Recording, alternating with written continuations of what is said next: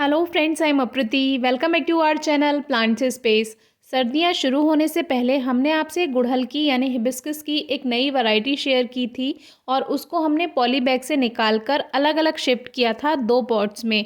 तब हमने टेम्परेरी इसको शिफ्ट कर दिया था छोटे छोटे पॉट्स में, लेकिन अभी इसको बड़ा पॉट देने की बारी आ गई है। और अभी तक सर्दियों में ये ग्रोथ नहीं कर रहा था, काफ़ी स्लो ग्रोथ हो जाती है हिबिस्कस की सर्दियों में, लेकिन अब सर्दियां ख़त्म होने को हैं और बाहर आ गई है, स्प्रिंग सीज़न शुरू हो चुका है। फरवरी मार्च में आप अपने प्लांट्स को रिपॉट कर सकते हैं, उनकी प्रूनिंग कर सकते हैं, कटिंग कर सकते हैं और खाद मिलाकर उनको दोबारा से तैयार कर सकते हैं। तो अभी ये 2 पॉट्स हैं, देखिए इसमें घास भी उगाई है, कुछ दूसरे प्लांट्स भी अपने आप उगाए हैं और एक चिकवीड भी इसमें ग्रो हो गई है जिसपे वाइट कलर के छोटे छोटे फ्लावर्स आते हैं। इसके बारे में भी अलग से वीडियो हमने शेयर की हुई है, डिस्क्रिप्शन बॉक्स में आपको वीडियो मिल जाएगी। और जो खाली जगह या खाली प्लॉट्स पड़े हुए होते हैं वहाँ पर भी अपने आप ग्रो हो जाती है सर्दियों में, और सर्दियों के बाद ये अपने आप ही ख़त्म हो जाती है।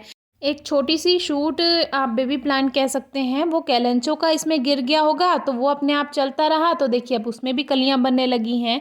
तो बहुत इजीली कैलेंचो प्लांट ग्रो हो जाता है कटिंग से, बेबी प्लांट से। तो इसके बारे में किसी और दिन बात करेंगे। बाकी प्लांट्स पे भी बहुत अच्छे फ्लावर बड आने लगे हैं और कुछ ही दिनों में इस पे फूल खिल जाएंगे।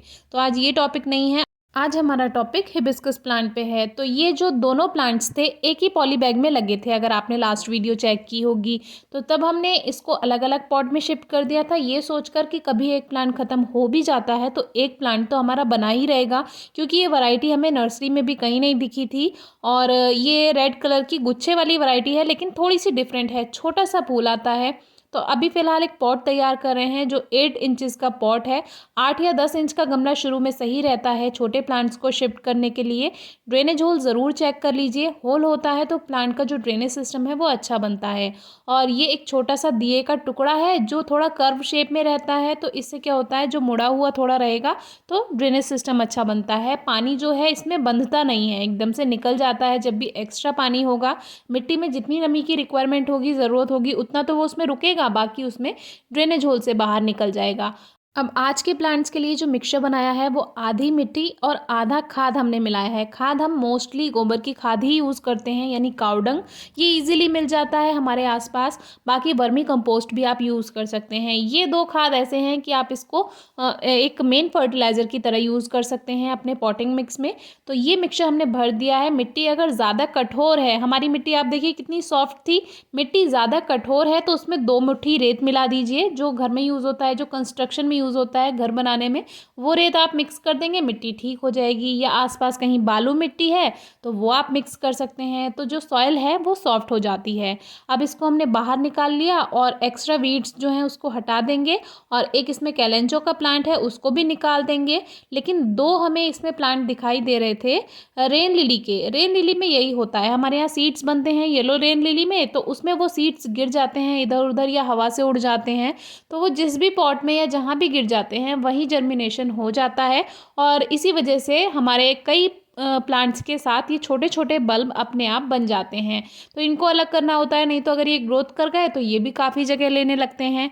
तो इसीलिए एक प्लांट के साथ कभी भी दूसरा प्लांट शेयर ना करें, क्योंकि जो एक प्लांट को पोषण मिलना चाहिए फिर वो बट जाता है, न्यूट्रिएंट्स बट जाएंगे तो फिर प्लांट में, एक प्लांट में स्लो ग्रोथ होगी, एक प्लांट में भी स्लो ग्रोथ होगी, और वही फर्टिलाइज़र एक ही प्लांट को मिलता रहेगा तो जो पोषण है वो बढ़ता नहीं है। अब देखिए हमने सभी प्लांट्स अलग कर दिए। अब जो हमारा मेन प्लांट है उसकी रूट्स आप देखिए कितनी हेल्दी हैं, कितने अच्छे से ये इसमें फैल गई हैं। ये पहाड़ी मिट्टी में लगा हुआ आया था, अगर आपने लास्ट वीडियो देखी होगी इस कटिंग की, तो पहाड़ी मिट्टी से बनकर आया था ये पौधा, तो इसमें कंकड़ पत्थर थे। लेकिन अभी हमारे यहाँ की मिट्टी कुछ इस तरह की है तो हमने ऐसे ही लगा दिया। आप चाहें अगर ड्रेनेज सिस्टम पे आपको ज़्यादा ध्यान देना है, अच्छी मिट्टी बनानी है, थोड़े से कंकड़ पत्थर मिला दीजिए मिट्टी में, तो वो भी वेल ड्रेन्ड सॉइल बनती है।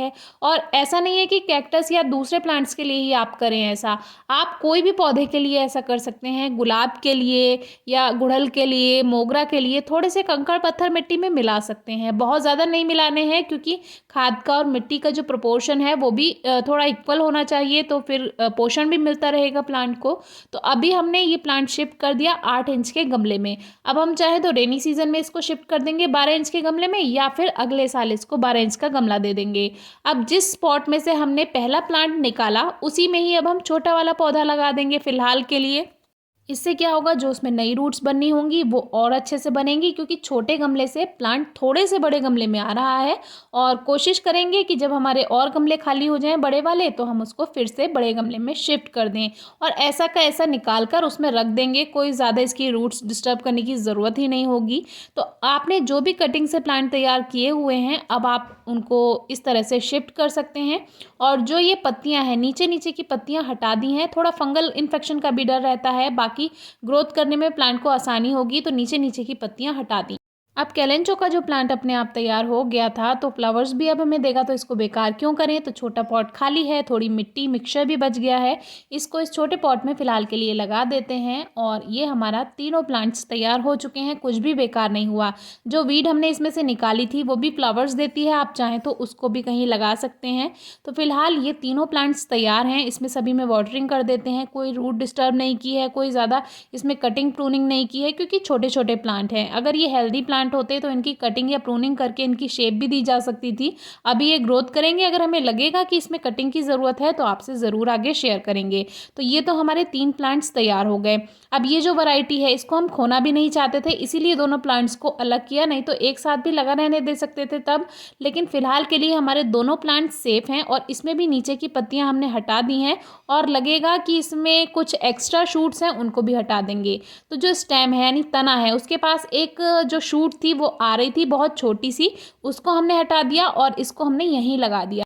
क्योंकि एक बार बहुत छोटी सी शूट को हमने ज़मीन में लगा दिया था और वो ग्रोथ कर गई थी। फरवरी का ही टाइम था वो भी, तो हमने सोचा इसको भी लगा देते हैं, हो सकता है चल जाए। और नई वैरायटी है, अगर चल गई तो और भी अच्छा, 3 प्लांट्स बन जाएंगे हमारे पास। तो इस तरह से भी आप बहुत छोटी शूट को लगा सकते हैं।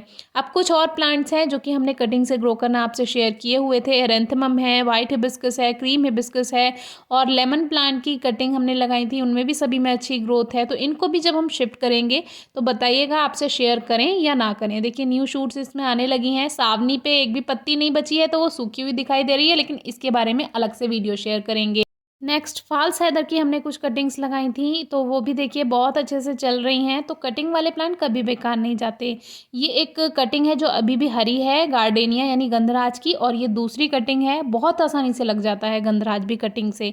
तो अब हम इन प्लांट्स में हर महीने यानी हर 30 दिन में मिट्टी की गुड़ाई करके 2-3 मुट्ठी खाद डाल देंगे, तो बहुत अच्छे से इसमें हमें फ्लावरिंग मिलेगी। और जब मिलेगी तो आपसे शेयर करेंगे।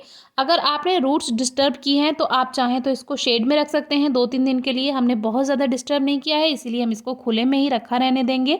और धूप अच्छी मिलेगी तो इसमें अच्छी फ्लावरिंग होगी। और कम से कम 3-4 घंटे की धूप ज़रूर मिले, इस बात का ध्यान रखिए। फिर भी अगर कोई क्वेरी है, क्वेश्चन है, तो ज़रूर पूछिएगा। Thank you.